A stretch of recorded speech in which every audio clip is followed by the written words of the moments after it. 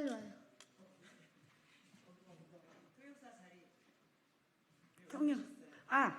내가 키가 작아가지고 통영사님. 이거 통영사님 앉은 쓴 자리인가? 위치를 옮기셨어요. 어디요? 통영사 자리. 내가 키가 작아가지고 이거 요거 선생님 좀 해주실래요?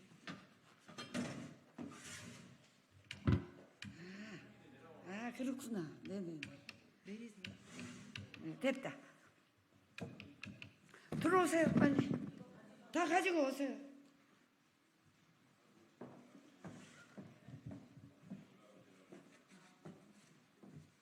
지금 팀장은 차를 세울 수가 없어가지고.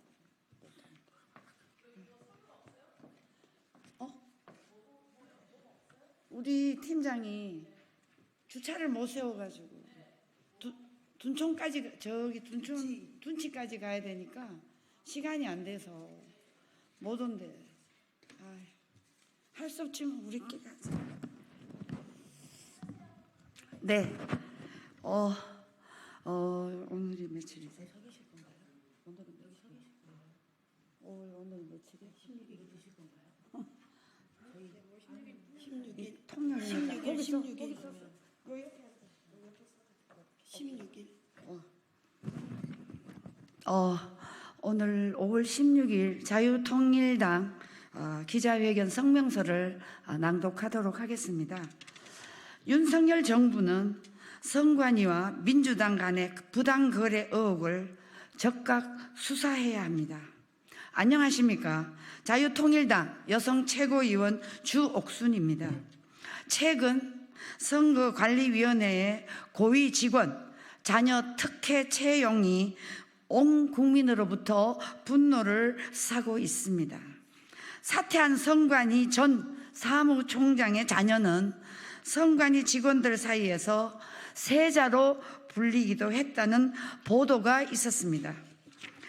저희 자유통일당은 이 사건이 단지 선관위만의 비리가 아니라 지난 문재인 정권 시기에 민주당과 선관위 사이에 뿌리 깊은 유착과 부당거래 의혹이 그 본질임을 국민께 알리고자 합니다. 문재인 정권에서 선관위의 민주당 간의 유착과 공생에 대한 논란은 이미 여러 언론들을 통해 보도된 바 있습니다. 이 모든 의혹과 비리의 시작은 2019년 1월 문재인 당시 대통령이 자신의 선거대책위원회에서 공명선거 특보로 활동했던 의혹이 있던 전 경기도 선관위 상임위원 조혜주 씨를 임기 6년의 중앙선관위원으로 임명할 때부터 예견된 일이었다고 보고 있습니다. 자, 캠페인이 사전 선거운동에 해당하지도 않는다고 결정했다가 잠깐만, 이게 잘못 넘어갔네. 죄송합니다.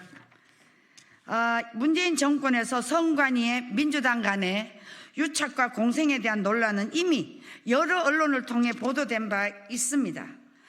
그리고 이 모든 의혹과 비리는 2019년 1월 문재인 정권 당시 자신의 선거대책위원회 공명선거로 특보로 활동했던 의혹이 있던 전 경기도 선관위 상임위원 조혜주 씨를 6년간 중앙선거관리 임명할 때부터 예견된 일이었습니다. 요 중간에 제가 아까 낭독을 했기 때문에 넘어가도록 하겠습니다. 자, 그래서 문재인 대통령의 측근 조혜주 중앙선관위원 하에 선관위는 선거에서 공공연하게 민주당의 편향된 해석과 결정으로 언론의 질타를 받아왔습니다. 2020년 4월 20일 국회의원 선거 과정에서 선관위는 더불어민주당의 적폐청산, 친일청산 선거 구호는 허용했습니다. 그런데 미래통합당의 민생파탄 구호는 불허했습니다. 민생 파탄이라는 구호가 문재인 대통령을 연상시킨다는 이유였습니다. 2021년 1월 8일 선관위는 김어준, 주진우 등이 진행한 TBS 교통방송이 유튜브 구독자를 모집한다는 명목으로 민주당의 기호인 숫자 1번을 내세운 일합시다 캠페인이 사전 운동에 해당되지 않는다고 결정했다가 여론의 문매를 맞았습니다. 당시 출연자들은 민주당의 당 색깔과 유사한 파란색의 숫자 1번을 모두 들고 있었습니다. 이 캠페인은 국민 항의로 중단됐습니다. 자, 선관위는 지난 대선 과정에서 반윤석열 현수막에 대해서는 사용 가능 통보를 했습니다.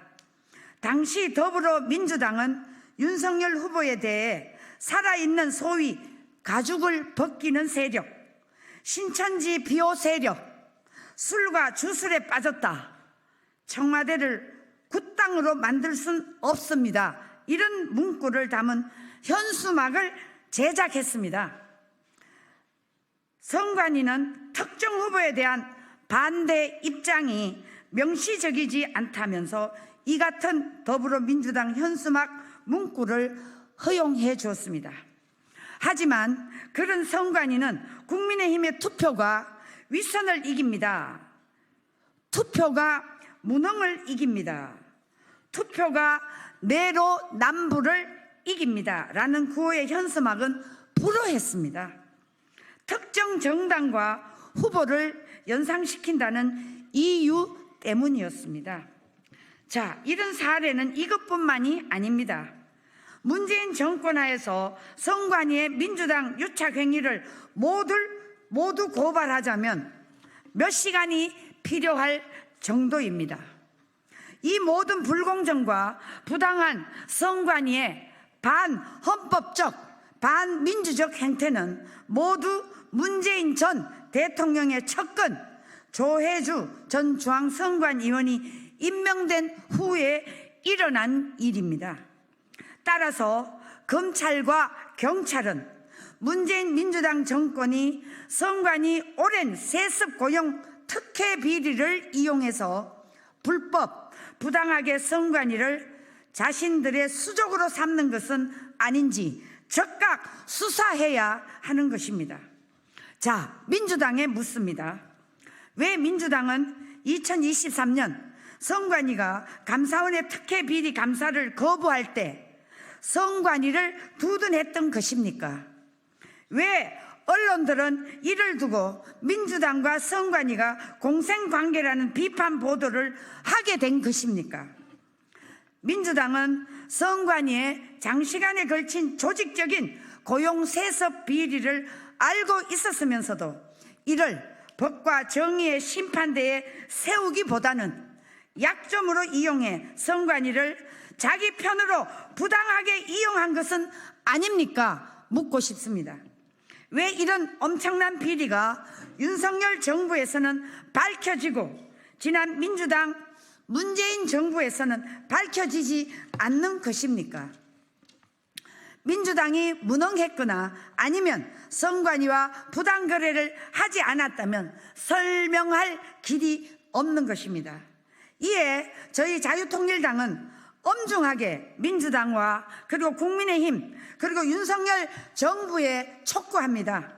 지금 당장 민주당은 국민 앞에 선관위와 유착과 공생 그리고 부당거래를 모두 자백해야 합니다.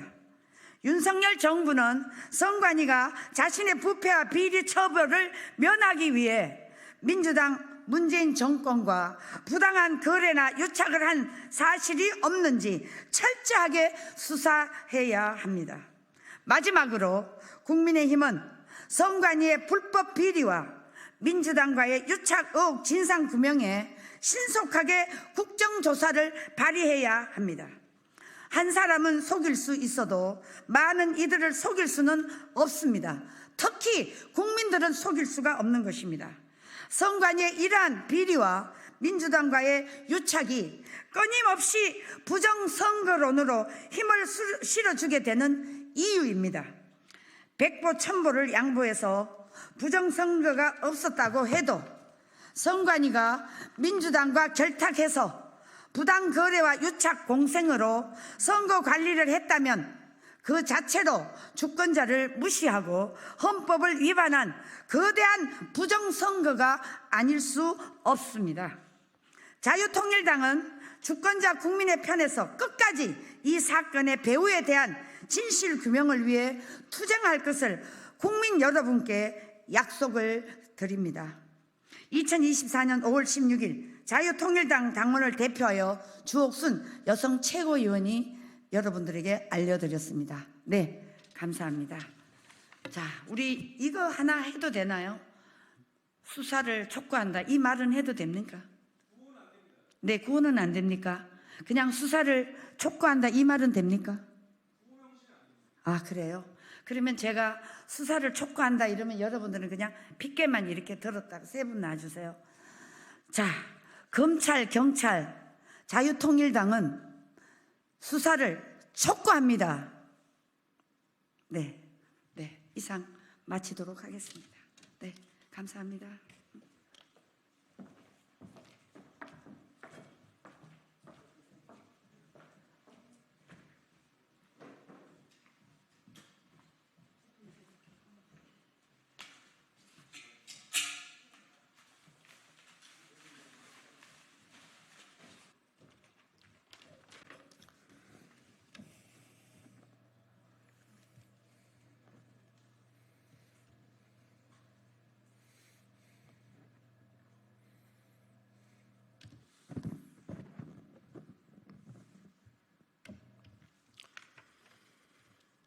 예, 시작하겠습니다.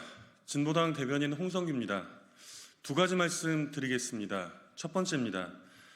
노조법 2, 3조를 거부하는 대통령은 노동약자 보호 운운할 자격이 없습니다.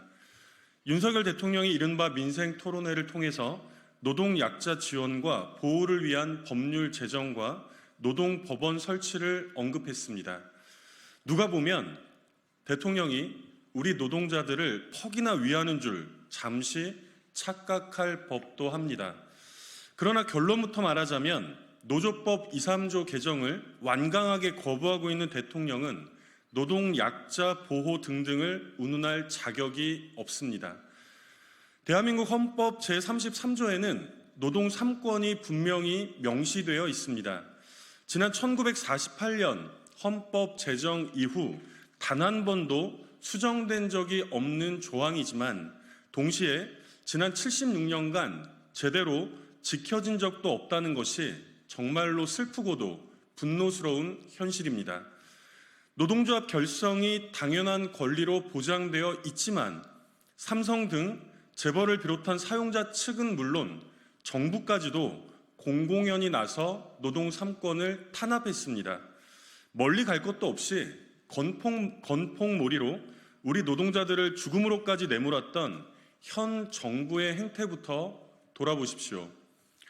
그러니 대한민국에서는 법을 전공한 검찰 출신의 대통령까지 등장했음에도 헌법 정신에 입각한 제대로 된 법치주의는 아예 존재했던 적이 없는 셈입니다. 그럼에도 대통령과 정부 여당은 입만 열면 법치주의를 주창하고 있으니 정말 그 뻔뻔함은 가히 금메달감입니다. 정말로 노동자를 위해 보겠다면 대통령의 발언에 일말의 진심이라도 담겨 있다면 노조법 2, 3조 개정부터 수용하십시오. 새롭게 구성되는 최저임금위원회에서 노동계가 완강하게 항의하고 반발하는 공익위원 임명부터 철회하고 주 69시간 노동시간 연장 따위는 꿈도 꾸지 마십시오. 두 번째입니다. 사법 시스템 붕괴 시도 대통령이 하고 있습니다. 시기를 늦춰달라는 이원석 검찰총장의 요청이 묵살된 기습적인 검찰 고위급 인사로 검찰 전체가 아수라장입니다. 인사 전에 열게되어 있는 검찰 인사위원회도 대충 뛰어넘었고 검찰총장의 의견을 들으라는 검찰청 법도 간단히 무시되었습니다. 이원석 총장의 임기가 오는 9월까지니 누가 보더라도 새 총장 임명 이후의 인사 조치가 상식적인 상황이었습니다. 후속 중간 간부 인사 일정도 연이어 뒤따를 수밖에 없기 때문에 검찰은 현재 일시정지, 마비 상태라고 해도 과언이 아닙니다. 그러니 검찰이 안정적 운영을 지원하기 위함이었다는 법무부의 설명은 새빨간 거짓말입니다. 분석과 설명이 어려운 상황도 아닙니다. 김건희 여사에 대한 엄중한 수사가 언급된 지 불과 10여일 만에 일어난 사태들이니 누가 보더라도 이유는 뻔하지 않습니까? 대통령이 직접 자신에게 부여된 공직자 인사권을 이용해서 자신과 부인에 대한 사법 리스크를 삭제하고 있습니다. 민정수석실을 부활시킨 직후에 벌어진 일들이니 김주현 수석의 임명 이유도 재차 거듭 확인된 셈입니다. 이원석 총장은 야당을 향해서 사법 시스템을 무너뜨리고 붕괴하려는 시도를 하고 있다고 강하게 제기한 바 있습니다. 그러나 이 항변은 이제 윤석열 대통령을 향해야 합니다. 노골적으로 사법 시스템 붕괴에 나선 이 대통령을 이제 어떻게 해야 합니까? 이상입니다.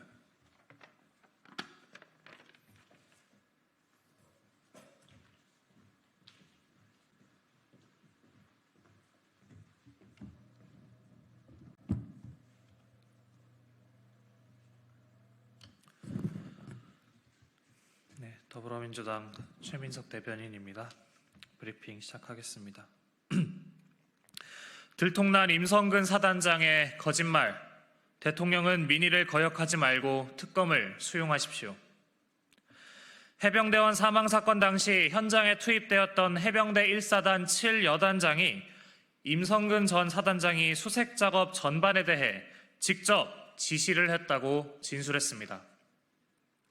작전을 지시하지 않았다던 임 전 사단장의 변명이 뻔뻔한 거짓말이었음이 백일하에 드러난 것입니다. 이런 파렴치한 사단장을 감싸고 보호해준 것이 누구인지 반드시 밝혀야 합니다. 임 전 사단장의 무리한 지시로 젊은 해병이 죽었음에도 VIP의 경로로 책임을 묻지 못하게 된 것이 사건의 본질입니다. 그러나 특검을 거부하는 자가 범인이라던 대통령은 대놓고 거부권을 시사하고 있고 여당은 이재명 대표를 위한 방탄이라는 궤변을 늘어놓고 있습니다. 억지 논리에 실소만 나옵니다. 젊은 해병의 죽음을 둘러싼 의혹을 명명백백히 밝히는 것이 야당 대표와 대체 무슨 상관입니까? 진실이 모두 밝혀질 것이 두려워 특검을 수용하라는 국민의 경고마저 거역하려는 것 아닙니까? 총선 심판에도 여전히 정신을 못 차린 여당의 파렴치한 행태는 국민의 가슴에 불을 지를 뿐입니다. 윤석열 대통령과 국민의힘은 의혹을 모두 규명하라는 국민의 명령을 더 이상 거역하지 말고 해병대원 특검법을 수용하십시오. 은폐하면 은폐할수록, 거부하면 거부할수록 해병대원 특검의 당위성은 더욱 분명해질 뿐임을 명심하고 또 명심하십시오. 이상입니다.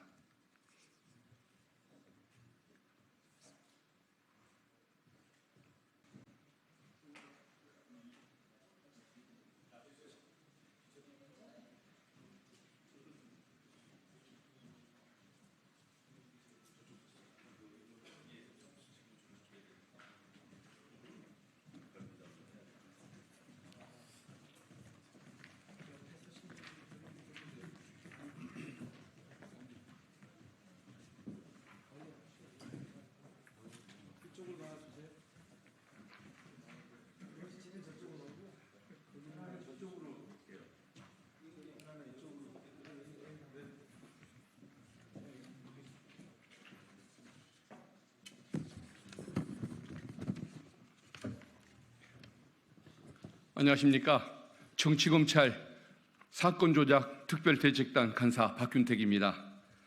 저희들이 지금 지난번에 정치검찰이 5가지 유형의 어떤 조작 범죄를 저질렀다는 내용을 한번 말씀드린 적이 있는데, 오늘은 그 중에서 두 가지 부분에 대해서 기록 조작 부분하고 그리고 또 그 사실 조작 두 가지를 중심으로 저희들이 기자회견을 준비를 했습니다. 오늘 참석해 주신 분들은 먼저 장경태 최고위원님, 예, 그리고 민영배 단장님이십니다. 그리고 김문수 의원님, 김기표 당선자님, 김동아 당선자님, 김현정 당선자님, 노종면 당선자님, 양푸남 당선자님, 이건태 당선자님, 한민수 당선자님 참석하셨습니다. 저는 간사 박균택입니다. 그러면은 세 분이 차례대로 기자회견문을 낭독을 하겠습니다. 제목은 정치검찰의 사건 조작 범죄 발표 및 특검 추진 기자회견.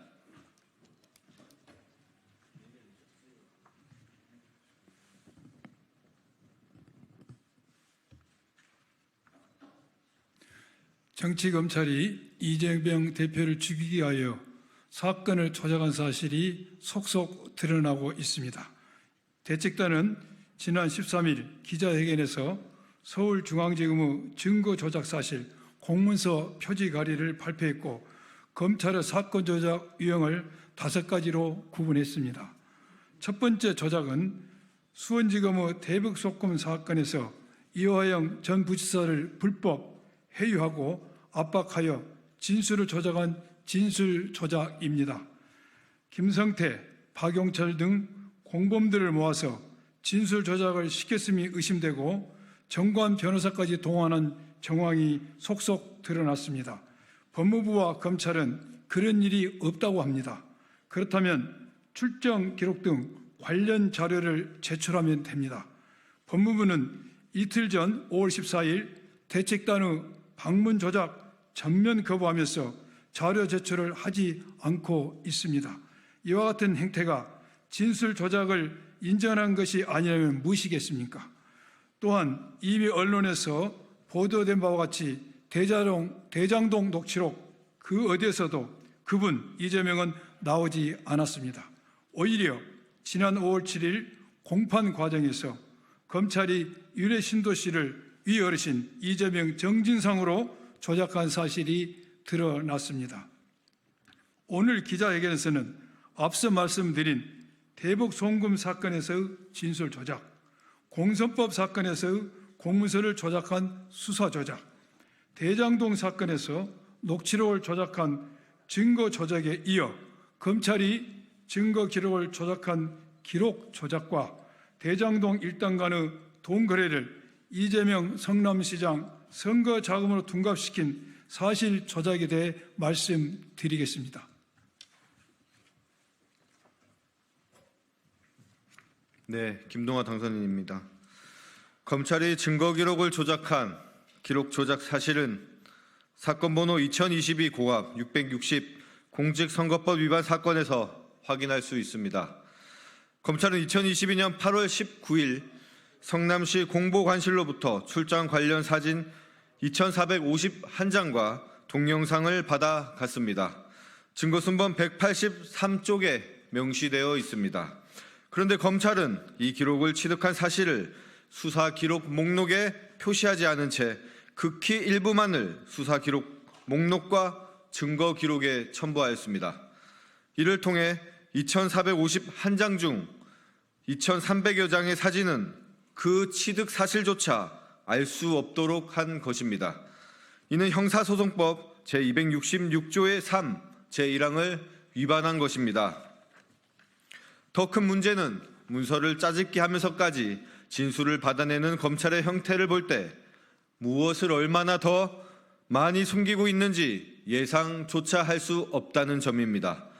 증거 자료를 검찰 편의에 따라 선별해서 기록하는 증거 숨김은 사법부를 농락하는 것입니다. 피고인의 방어권을 심각하게 침해하는 행위로 명백한 형사소송법 위반입니다. 이는 심각한 범죄입니다. 피고인은 증거에 대한 열람도 등사 신청도 할 수 없고 심지어 어떤 서류나 자료가 있는지조차 알지 못한 채 재판에 임해야 하는 상황에 처해 있습니다. 다음으로 검찰은 대장동 일당 간의 돈거래를 이재명 성남시장 선거 자금으로 둔갑시킨 사실 조작에 대해서 말씀드리겠습니다. 검찰은 명백한 사실을 왜곡하고 짜깁기하며 실존하지 않는 허위 사실을 창작했습니다. 검찰이 말 그대로 소설을 쓰고 있는 것입니다.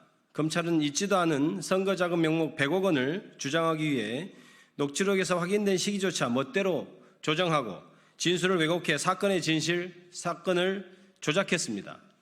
대장동 일당인 남욱과 정영학의 통화 녹취록을 들어보면 남욱이 빠르면 4월, 늦어도 6월부터 유동규에게 100억 원을 줄 것이라고 말했습니다. 그런데도 검찰은 이 돈을 2014년 6월 성남시장 선거자금 용도라고 둔갑시키기 위해 부단히 노력합니다. 녹취록에서 언급된 100억 원이라는 이 돈이 6월 선거를 위한 선거자금이 되기 위해서는 6월부터라는 말이 없어야 합니다. 그 이유는 2014년 당시 지방선거일이 6월 4일이기 때문입니다. 그런데 이를 위한 자금이 빠르면 4월, 늦어도 6월부터 주겠다라고 한다면 검찰의 주장은 힘을 잃을 수밖에 없습니다.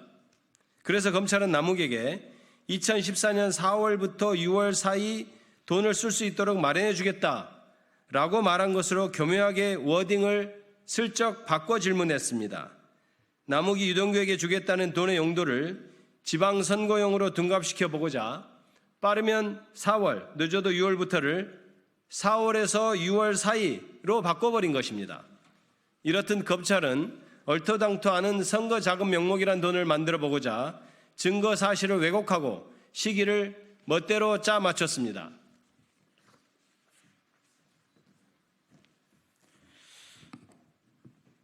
검찰은 오직 이재명 죽이기에 혈안이 되어서 사건 조작과 불법을 서슴지 않고 있습니다. 이는 총체적인 검찰권 남용이고 범죄입니다.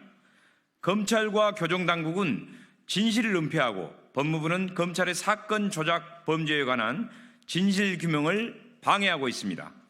위법 수사와 진술 조작, 증거 날조를 밥 먹듯이 일삼고 있는 정치 검찰은 수사의 주체가 아니라 수사의 대상입니다. 민주당은 국회 개원과 동시에 가칭 정치검찰 사건 조작 특검법을 추진하겠습니다. 그동안 추진된 특검법과는 본질적으로 성격이 다를 것입니다. 바로 사건을 조작한 명백한 범법 행위를 저지른 검찰을 향한 특검법이 될 것입니다. 2024년 5월 16일 더불어민주당 정치검찰 사건 조작 특별대책단 일동 장경태, 민영배, 박균택, 주철현, 김용민, 이성윤, 김문수, 김기표, 김동화, 김현정, 노정면, 양분함, 이건태, 한민수.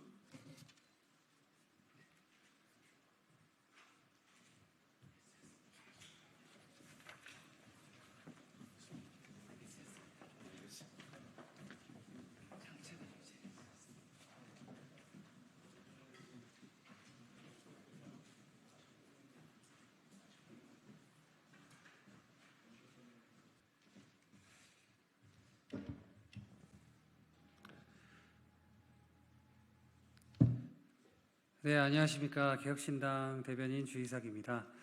오늘도 저희 당 전당대 관련해서 특정 후보 캠프 어디서든 소통관을 이용하시게 되면 저희 당 공보실 통해서 이 소통관을 이용하실 수 있게끔 소개를 해드리고 있습니다. 오늘 또 허은하 후보 관련해서 지지선언 요청이 있어서 오늘 또 이렇게 소개드리고 두 분의 지역구 출마자분들이 올라오셨는데 소개드리겠습니다. 올라오셔서 소통관 이용을 통한 기자회견 진행하도록 하겠습니다. 그리고 그 공지가 좀 잘못 나가 있어가지고 제가 지지선언하는 게 아니고 두 분이 하시는 겁니다. 네.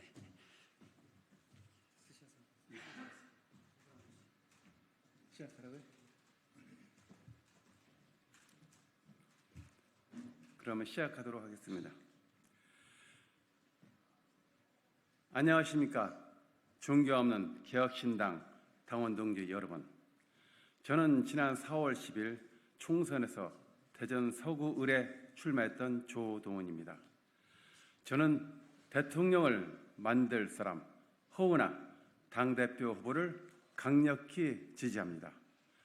허은하 당대표 후보는 오늘보다 나은 내일을 위해 노력하는 우리 개혁신당을 이끌어갈 당대표로 최적임자이기 때문입니다.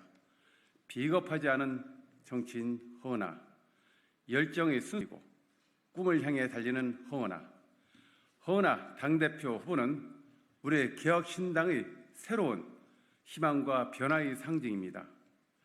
허은하 당대표 후보의 따뜻한 리더십과 청렴하고 적극적인 정치 스타일은 우리가 원하는 새로운 정치 문화의 출발점입니다. 저는 허은하 당대표 후보를 우리 개혁신당이 당대표로 적극 지지합니다. 허은하 당대표 후보는 개혁신당의 미래와 비전, 가치를 가장 잘 대변할 수 있다고 생각하기 때문입니다. 허은하 당대표 후보는 당원들과 국민들이 목소리를 듣고 진정한 변화를 위해 노력할 것입니다. 허은하 당대표 후보는 사회의 갈등을 해소하고 공정한 사회를 구현하기 위해 최선을 다할 것입니다. 우리 개혁신당은 정의롭고 공정한 사회를 실현하기 위해 창당하고 노력해온 정당입니다. 허은하 당대표 후보는 이러한 개혁신당의 대표로서 우리 개혁신당의 미래를 이끌 공감과 소통의 리더입니다. 2026년 지방선거와 2027년 대통령 선거에서 허은하 대표와 함께라면 우리 개혁신당은 오늘보다 나은 내일을 기대할 수 있습니다. 허은하 당대표 후보가 제시한 개혁신당의 여러 가지 비전 중 중앙당 조직 재정비로 조직의 체계화, 그리고 당원 참여 활성화, 지지할 정당 이슈와 협업으로 외연을 확장하는 것에 저 역시 100% 공감합니다. 특히 정치 학교를 통한 정치 인재의 발굴과 양성으로 제2, 제3의 이준석이 나올 수 있도록 한다는 비전은 많은 정치 지방상들에게 희망을 줄 것입니다.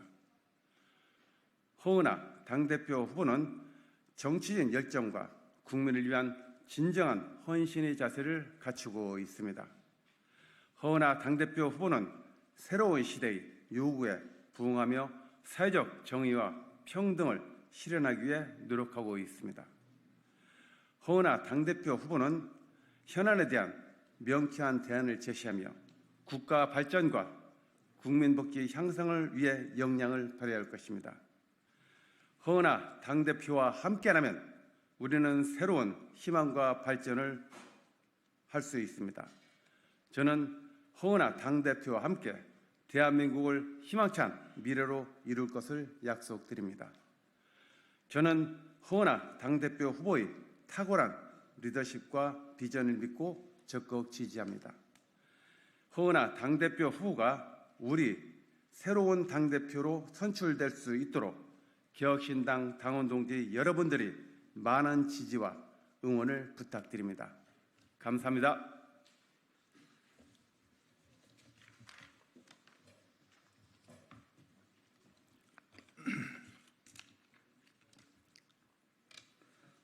안녕하십니까. 지난 4월 10일 총선에 인천 서구갑 개혁신당 후보로 출마했던 최인철입니다. 저는 이번 전당대회 당대표 후보로서 허은하 후보님을 지지하는 뜻을 밝히기 위해 이 자리에 섰습니다. 허은하 후보님은 당대표 선거 과정에서 가장 먼저 저희 인천 지역을 찾아주셨습니다. 허은하 후보님은 저희에게 비전을 보여주셨고 이에 저희 인천 지역 출마자 3인은 모두 허은하 후보님을 당대표로 지지하기로 했습니다. 오늘 이 자리에는 일정 문제로 제가 대표로 참석했습니다만 인천 남동구갑 장석균 후보님, 인천 서구병 권상기 후보님도 저희 지지와 지지 선언과 같은 생각을 하고 있다는 것을 밝힙니다. 제가 허은하 후보님을 직접 만났을 때 가장 먼저 들었던 생각은 허은하 후보님이 참 좋은 인상과 맑은 심성을 갖고 계시다는 점이었습니다. 그뿐 아니라 허은하 후보님에 대해 알게 될수록 허은하 후보님은 현재 스타트업 수준의 개혁신당을 이끌어 나갈 적임자라고 확신이 들었습니다. 허은하 후보님은 직접 회사를 차리고 성공적으로 경영하신 분입니다. 이러한 후보님의 경험과 능력은 우리 개혁신당의 향후 경영에 있어서도 큰 도움이 될 것으로 믿습니다. 특히 허은하 후보님은 기업 이미지 컨설팅 전문가로서 이미 국민의힘 시절에 성공적으로 당의 이미지를 개선해 보신 경험이 있으십니다. 허은하 후보님께서 당대표가 되셔 우리 당의 이미지 역시 획기적으로 개선해 주시고 이를 통해 우리 당의 경쟁력을 높여 주실 것을 기대합니다.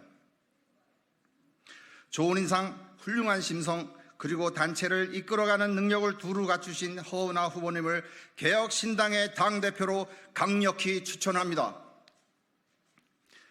이상 20여 년 전 노사모 중앙윤리위원장을 역임하였으며 지난 총선 개혁신당 후보로 국회의원에 출마한 그리고 앞으로 개혁신당의 인천 지역에 헌신하기를 다짐한 최인철이었습니다. 감사합니다.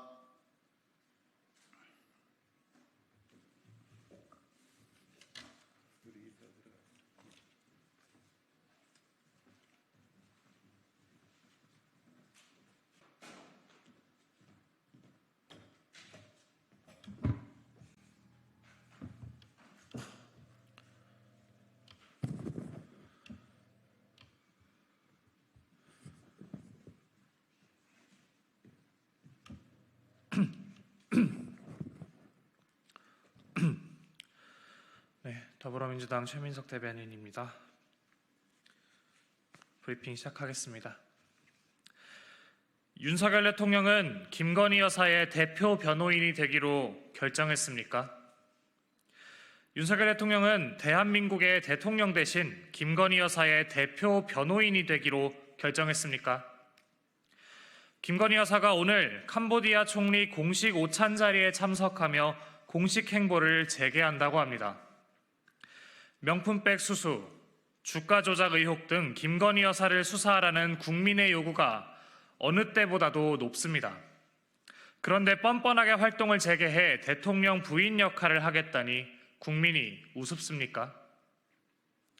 총선 민의는 김건희 여사가 아무 일 없었던 듯 대통령 부인 역할을 수행하라는 것이 아니라 특검 수사를 수용하라는 것입니다. 특검법을 수용해 김건희 여사 의혹을 규명하라는 민의에 맞서 내 가족은 털끝 하나 건드릴 수 없다는 윤석열 대통령의 오기에 분노를 금할 수 없습니다. 총선 민심을 국정에 반영하겠다던 말은 모두 새빨간 거짓말이었습니다.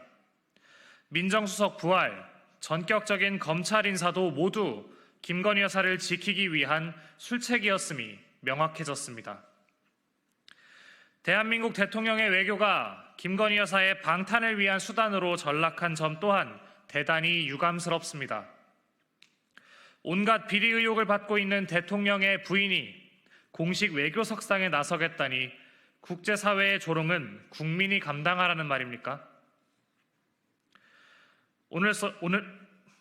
오늘로써 윤석열 대통령은 남은 3년을 민의에 귀맞고 국정이 어떻게 되든 가족 수사만 막는 데 쓰겠다고 밝힌 것입니다. 윤석열 대통령이 김건희 여사의 대표 변호인이 되기로 결정한 이 순간부터 용암처럼 터져나올 국민의 분노를 온몸으로 감당할 것임을 엄중히 경고합니다. 이상입니다.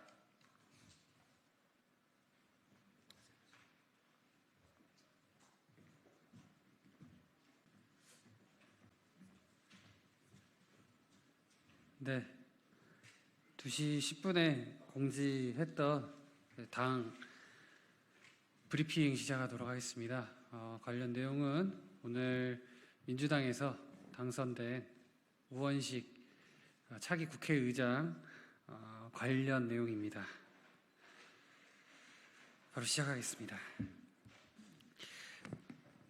우원식 국회의원이 민주당이 추천하는 제22대 전반기 국회의장 후보로 당선된 것에 축하의 말을 전합니다. 우선 민주당 내 의장 후보 경선 분위기가 민주당 강성 지지층 눈치를 보고 이른바 명심의 명심을 등에 입어야 한다는 기류가 있었는데 이를 상대적으로 적극 활용한 후보를 이기고 당선된 것은 평가할 만합니다. 우원식 차기 의장은 이전 언론 인터뷰에서 일하는 민생 국회가 되어야 한다는 견해를, 그리고 국회의장 중립은 몰가치가 아니다란 의견을 말했습니다. 개혁신당은 비교섭단체 정당이나 정치와 경제, 사회 전반에 걸쳐 개혁적인 목소리를 내며 일하는 정치를 구현할 것입니다. 개혁신당은 우 차기 의장이 말하는 일하는 민생 국회에 협조할 의사가 있는 만큼 우리 당과 우 차기 의장 간 많은 소통을 기대하는 바입니다.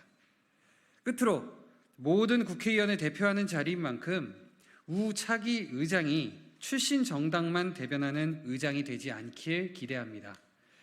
대통령이 한쪽 입장만으로 국가를 운영하면 모든 국민의 대통령이 되어야 한다며 비판받듯이 국회의장도 모든 국회의원을 대표하는 위치인 것은 대통령에 대한 비판 논점과 크게 다르지 않기 때문입니다. 특히 원내 구성에 있어 소수 정당 의원들의 소신 있고 개혁적인 의정활동을 할 수 있게끔 배려하는 것이 국회의장의 가치 있는 중립을 보여주는 가장 적확한 방법임을 강조하고 싶습니다. 다시 한번 우원식 차기 의장의 당선을 축하드립니다. 이상입니다.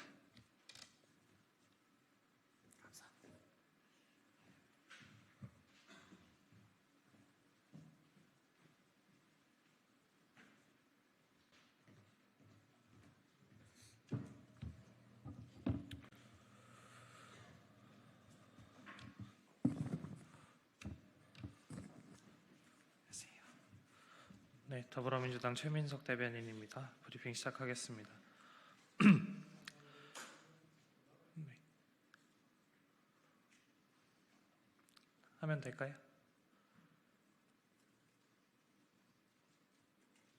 네. 시작하겠습니다. 라인 사태, 윤석열 대통령은 일본에 눈 뜨고 코 베이고도 웃을 셈입니까? 일본 마스모토 총무상이 14일 기자회견을 통해 라인 야후와 관련해 지배적 자본 관계를 탈피해야 한다고 재차 압박했습니다. 대통령실은 라인 야후의 보고서에 네이버 지분 매각은 빠질 것이라고 말했지만 일본 정부는 여전히 라인 강탈을 포기하지 않고 있는 것입니다. 국민께서는 일본 정부로부터 라인을 지켜라 라고 명령하고 계신데 윤석열 정부는 강 건너 불구경하듯 하나마나한 소리만 하고 있습니다. 보도에 따르면 라인 야후 경영진이 라인 한국 법인 직원들에게 고용 안정성에 대해 언급했다고 합니다. 통상 고용 안정성은 최대 주주 변경이 현실화된 단계에서 언급된다는 점에서 지분 매각 관련 논의가 진전된 것 아니냐는 말도 나오고 있습니다. 이처럼 미래의 먹거리를 빼앗길 우려에도 이를 반일 프레임이라 주장하고 있는 윤석열 정부가 참 한심합니다. 윤석열 대통령은 일본에 눈 뜨고 코 베이고도 웃어줄 셈입니까? 윤석열 정부가 국민의 우려를 벗고 싶다면 일본의 라인 강탈 시도에 대해 단호하고 적극적으로 대응하십시오. 매국 논란을 만드는 것은 윤석열 정부의 소극적인 태도입니다. 더불어민주당은 국회 과방위원회를 신속하게 개최해 네이버 라인 사태에 대한 정부의 소극적 대응을 철저히 따져 묻고 일본의 침탈 시도로부터 우리 기업을 지키겠습니다. 이상입니다.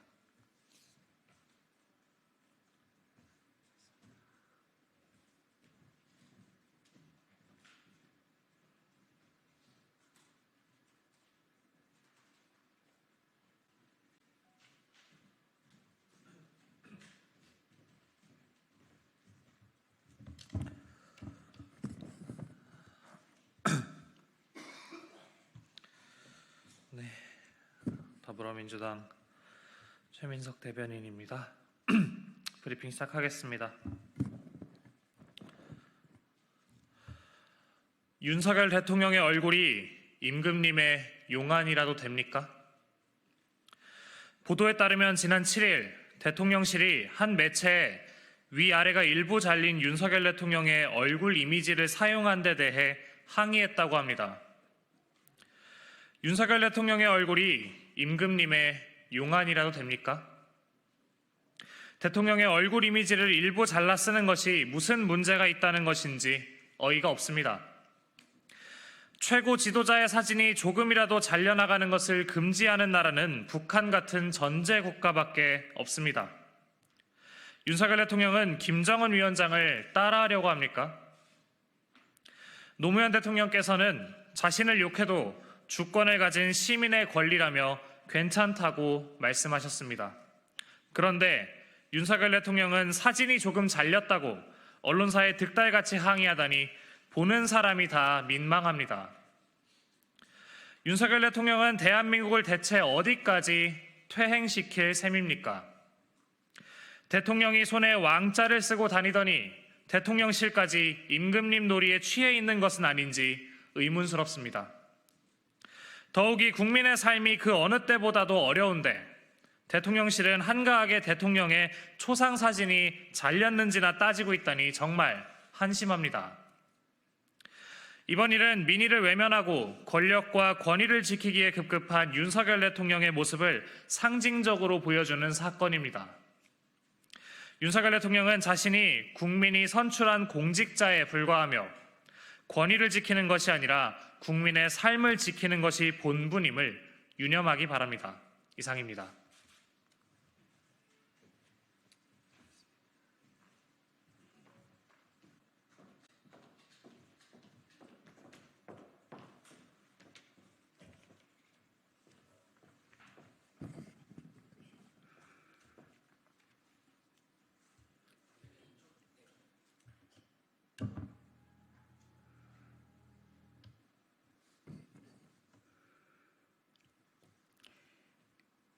네, 5개월 만에 모습을 드러낸 김건희 여사 관련한 논평 하겠습니다. 더 빠르게, 더 강하게, 더 선명하게 행동하겠습니다. 조국혁신당 대변인 강미정입니다. 김건희 여사가 먼저 가야 할 곳은 정상 오찬장이 아니라 검찰이다. 윤석열 대통령 부인 김건희 여사가 드디어 공식 일정을 시작했습니다. 오늘 캄보디아 정상 부부와의 오찬 일정이었습니다. 지난해 12월 네덜란드 순방 이후 5개월 만에 공식 석상에 얼굴을 드러낸 셈입니다.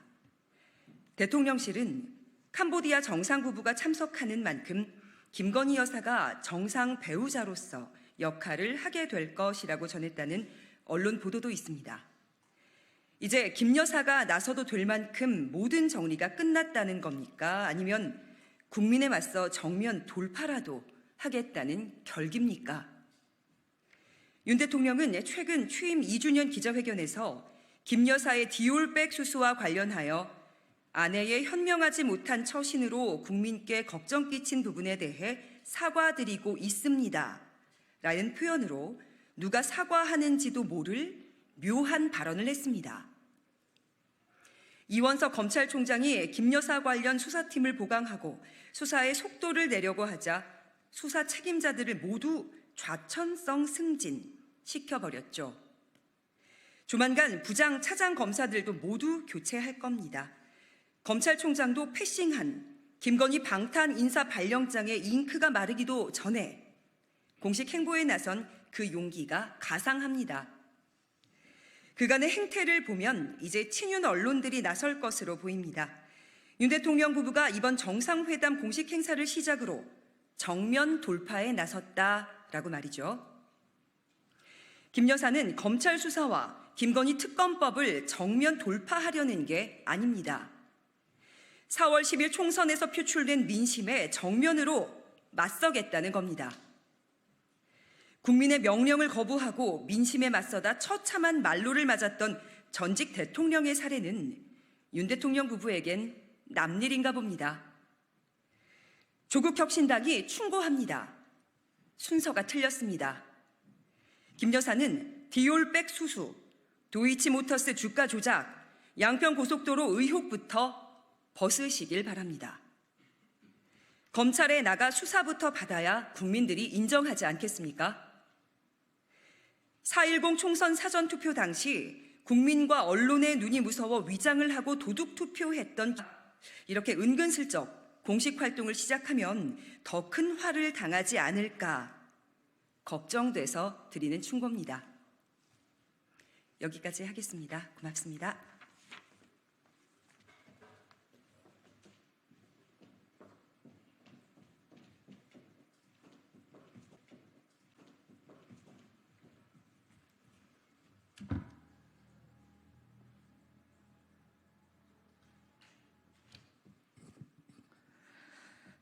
안녕하십니까. 조국혁신당 대변인 김보협입니다.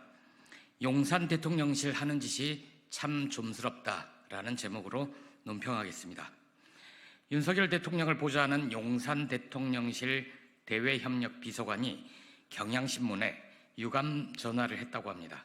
지난 5월 7일 윤 대통령 취임 2주년 관련 기사에 들어간 윤 대통령의 이미지 중 머리와 턱 일부가 잘린 데 대한 유감 표명이었다고 합니다.